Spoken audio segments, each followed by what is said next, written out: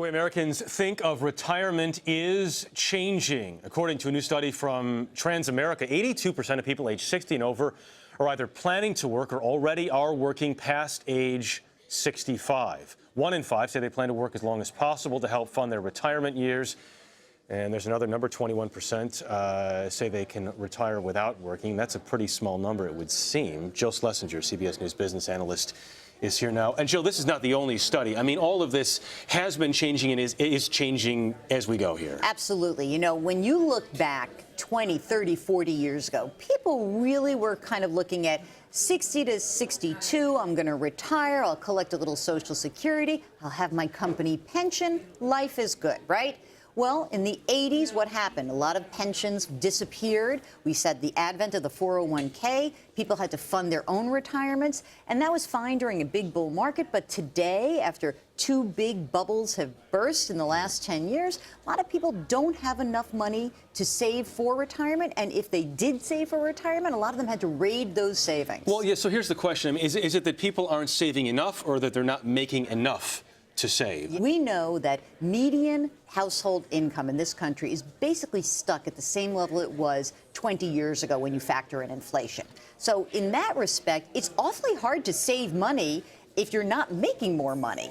And what we also know is because the savings is not an automatic system. We don't have people being forced to put away lots of money into retirement. Some people blow it off. We had a study out earlier this month from the Employee Benefit Research Institute, and it showed that even people at the lowest level of income say, I probably could save an extra $25 every single pay period. I just don't do it. And so there's part and parcel is I'm not making enough, but the other part is it's hard to do it on your own.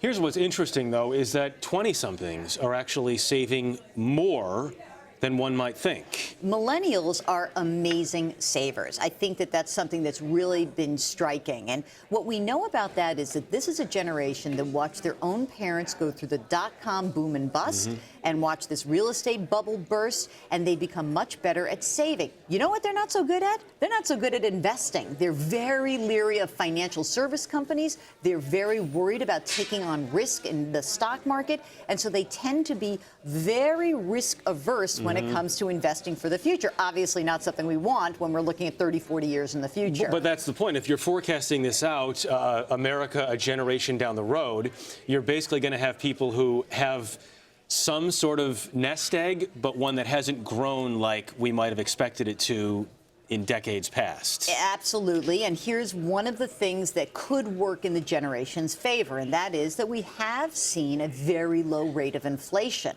So in essence, if you do a lot of saving and you save more than maybe you would have 20 years ago because you were counting on the stock market to help your accumulation phase, you may be just fine. We've always, you know, when I was a financial planner for 15 years, what we'd say to people is, if you're risk averse, that's okay, but you better save a lot more money because you're not going to have any asset growth to help you along.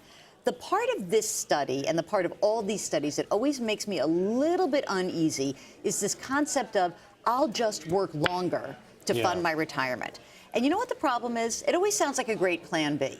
What if your boss didn't buy into your plan B? What if you're not able to do the work that you thought you could do well into your retirement years? What if you do physical work that you can't do later? Right. That's a risk for sure of a bunch of Americans. But hasn't the concept of that working in that sort of barrier been changed? And that is, it was for a long time, I'm going to work for 40 years, 9 to 5, and then I'm going to quit and just retire. It's definitely morphing. And what we know from that EBRI study is that when they look at people who are retired or semi-retired, the ones that are working, sure, they're working for money to make a little extra cash, but they're also working because the 65-year-old today is not what a 65-year-old was 40 or 50 years ago. So they're working to stay engaged. They're working because their minds need it, because they like socialization. And many people that work longer are doing so, again, partially for the money, but also because we've got a long retirement to fund. Yeah. We've got life expectancies well into our 80s. And I would look at a millennial right now. If I were doing retirement planning for that millennial,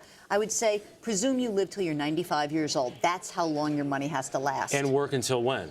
Well, work as long as you possibly can, but my guess is that the notion of a 65 is going to be an old-fashioned notion, that number is going to end up being closer to 70. But again, you can't bank on the 70 because you don't know whether someone's going to hire you at age 70. It is a marathon, not a sprint. Absolutely. And remember, when you're looking at retirement, even if you're a baby boomer now and you're looking at your own retirement, because boomers are right there, they're retiring today, what have they learned? What advice do they all give their kids? I wish I started earlier. And don't take anything for granted. Don't take anything for granted. Don't assume your boss wants you on forever. Jill, we want you on forever. Oh, Thank you. Jeff. Thank you for coming by. Great to be here.